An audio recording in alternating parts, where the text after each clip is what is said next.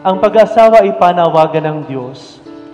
At magandang maging malinaw ito na ang dahilan kung bakit kayong dalawa ay nasa harapan ngayon ng Panginoon ay hindi dahil sa ano pa bang rason o ano pa bang bagay o dahilan, maliban sa naniniwala kayo na kayo ang itinalaga at tinawag ng Diyos para sa isa't isa.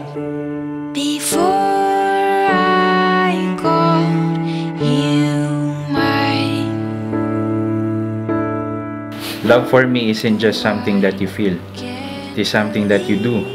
Actually, it is more than that. It is doing all the little things for someone what you have never done or imagined that you could do before in your life. It's true. I get to love you. It's the best thing that I'll ever do. I get to love you.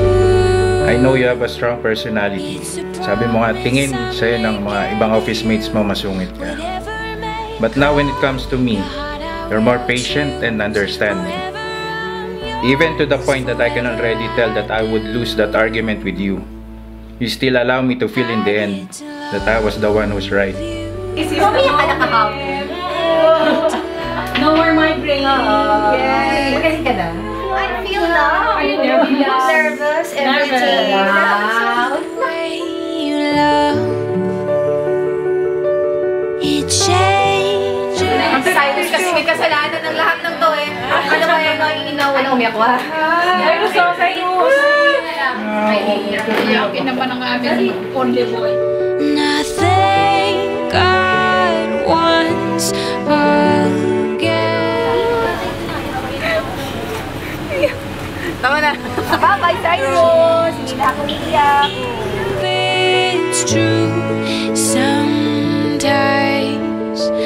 Oh, I can't believe it's true. I get to love you. It's the best thing that I'll ever do. I get to love you. It's a promise I'm making to you. Sure. Whatever. Did you come here of your own free will to bind yourself forever in the love and service of your husband? Yes, Father.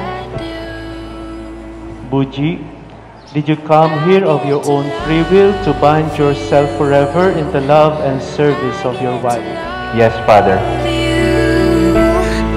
I get to love you. I get to love you. Cher and Buji, now that you have received the Holy Sacrament of Matrimony, I admonish you to remain faithful to one another. Sir, I've made you the biggest and most important person in my life. And I promise to love you for the rest of my life.